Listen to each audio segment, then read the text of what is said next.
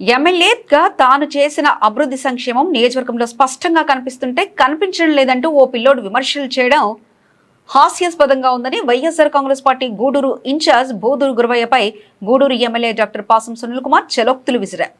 వరగలి గ్రామంలో జరిగిన వైకాపా సమావేశంలో ఎమ్మెల్యే పాసం సునీల్ కుమార్ పై చేసిన విమర్శలపై ఎమ్మెల్యే పాసం సునీల్ స్పందించారు. వైకాపా ఇన్ఛార్జ్ బాధ్యతలు తీసుకుని అప్పుడే మీ నాయకులు ఇచ్చిన స్క్రిప్టులు చదవడం ద్వారా ప్రయోజనం ఉండదని అన్నారు. బూదూరు గురవయ్యకు ఎమ్మెల్యే పాసం సునీల్ హితవు పలికారు. మీ నాయకులు డైరెక్షన్లు నడవకుండా వాస్తవాలు తెలుసుకుని విమర్శలు చేస్తే మరగడ ఉంటుందన్నారు. మీ మంగళాపూర్ గ్రామానికి 2 కోట్లతో రహదారి సౌకర్యం, అభివృద్ధి కార్యక్రమాలు చేపట్టిన విషయం గ్రహించాలని, పిల్లడు విమర్శలు చేసే ముందు వాస్తవాలు తెలుసుకోవాలని గురవయ్యను తనదైన శైలిలో ఎమ్మెల్యే పాసం సునీల్ కుమార్ హెచ్చరించారు. సునీల్ కుమార్ 2024లో గెలిచి వెళ్ళిపోయినాడు అనేటువంటి ఒక మాట ఏదో పాపం అక్కడోడికి తెలియదు, మాట్లాడు చెప్తే మాట్లాడు తప్ప అతనే సొంతంగా మాట్లాడిన పరిస్థితి లేదు. నేను పాపం తెలిసేంటి ఆ పిల్లడికి మీటింగ్ పెట్టిన చోటు కూడా నాకన్నా ముందు వెళ్ళిపోయినాడు.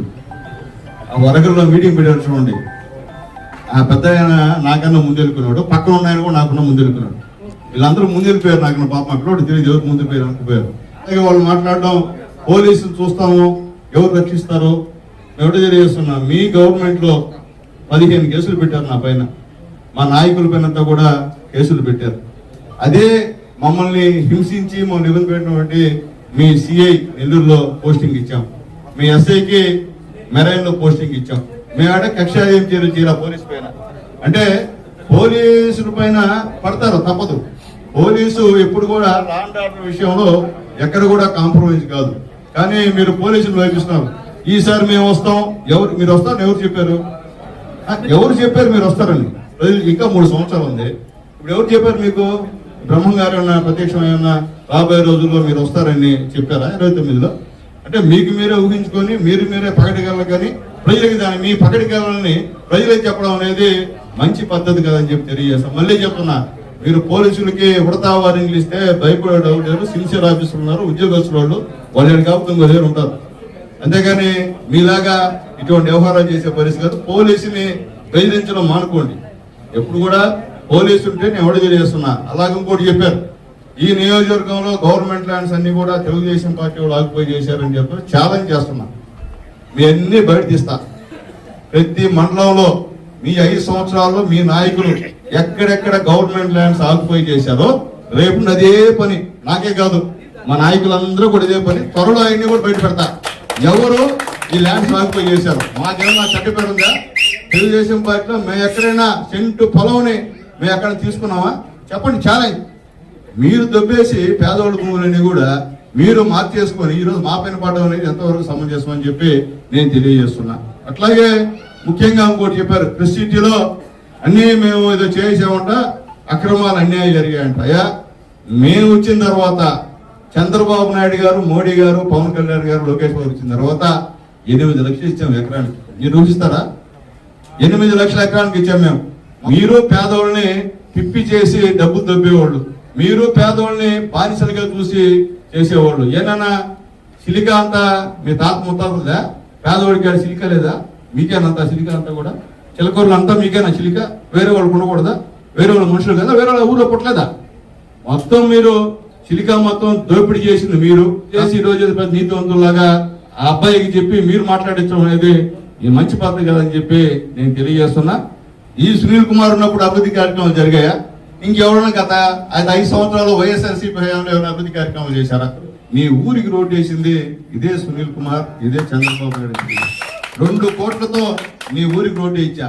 ఈ రోజు నడిచే రోడ్డు ఈరోజు మా పుణ్యం అని మరొకసారి తెలియజేస్తున్నాం. నీ ఊళ్ళో జరిగినటువంటి మొత్తం టోటల్ సిమెంట్ రోడ్డు అని వేసింది ఇదే తెలుగుదేశం పార్టీ అని తెలియజేస్తున్నాం. మనకు తెలిస్తే కదా పాపం, మనకు తెలియకుండా వాళ్ళు ఏదో స్క్రిప్ట్ ఇస్తే దాన్ని బట్టి పెట్టి చదవడం అనేది మంచి పద్ధతి కదా బాబు. నేను మళ్ళీ చెప్తున్నా, మీరు పాపం ఇక్కడికి వచ్చి మాకు తగులు పెట్టే కార్యక్రమాన్ని చేస్తున్నారు.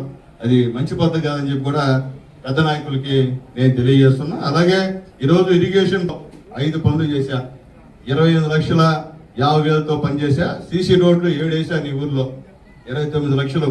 అలాగే పంచాయతీ ద్వారా భవనం ఒకటి కట్టించా, 13 లక్షలు.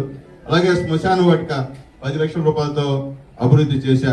అలాగే ఆర్డబ్ల్యూఎస్ బోర్లు 5 వేసా, 4 లక్షల రూపాయలతో. అలాగే సీఎంఆర్ఎఫ్ చెక్కులు 17 ఇచ్చా నీ ఊళ్ళో చంద్రబాబు నాయుడు గారు పుణ్యాన. మొత్తం 2,82,00,000 రూపాయలు 2 సంవత్సరాల్లో నీ మంగళపూర్ లో అభివృద్ధి చేసింది నేను, ఇంకోరు కాదు.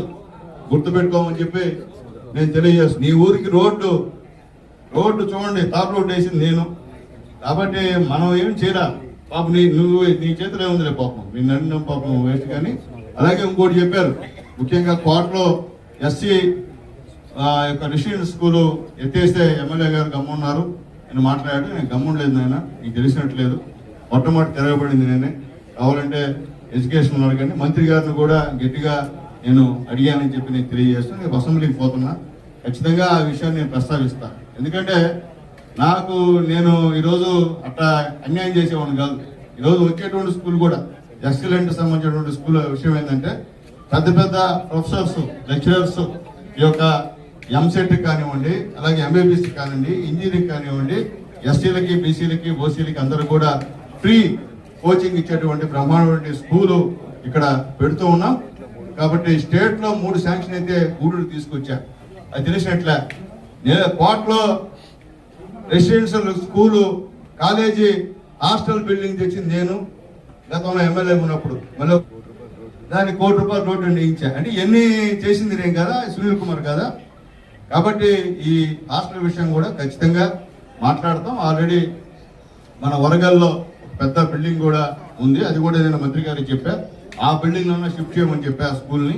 కాబట్టి సెక్రటరీ గారు తొందరపడి ఏదో వ్యవహారం చేశాడు. ఆయన ఐఏఎస్ ఆఫీసర్ కదా, ఆయన ఏదో చేశాడు. ఆ రోజే తల్లిదండ్రులు ఎదురుచుంటే బాగుండు. తల్లిదండ్రులందరూ కూడా పాపం, నాకు కూడా తెలియదు, నేను ఊర్లో ఉండి నేనే కూర్చునేవాడిని హాస్టల్ దగ్గర.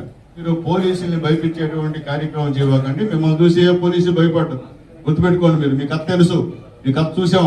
11 సీట్లు గెలిస్తేనే మీరు ఏదో వీరవ్యవహారంగా పోటుగాళ్ళలాగా ఈసారి వస్తే మంచి ఏం చేస్తారని పోలీసుని భయపిస్తున్నారు. పోలీసుని భయపించేంత సీను, సత్తా మీకు లేదు. ఎందుకంటే వాళ్ళు పనిచేసి తెలుగుదేశం పార్టీ ఎన్డీఏ గవర్నమెంట్ లో మీలాగా అవినీతి పరుల పరిపాలనలో కాదు, మీలాగా దొంగకేసులు పెట్టే పోలీసులు ఈ జిల్లాలో లేరని చెప్పి మరొక్కసారి నేను తెలియజేస్తూ, 16,500 కుటుంబాలు మొత్తం వాళ్ళ ఇంట్లో ఉన్నటువంటి భార్య, బిడ్డలు, తల్లిదండ్రులు అందరూ ఆధారపడ్డారు. వాళ్ళ ఉసురు తగిలేటువంటి కార్యక్రమం మీరు ఉంటుంది. ఆ ఉసురుతోనే మళ్ళీ కొట్టుకుపోతారని చెప్పి కూడా మళ్ళీ తెలియజేస్తూ, మాట్లాడేటప్పుడు వాస్తవాలు మాట్లాడండి.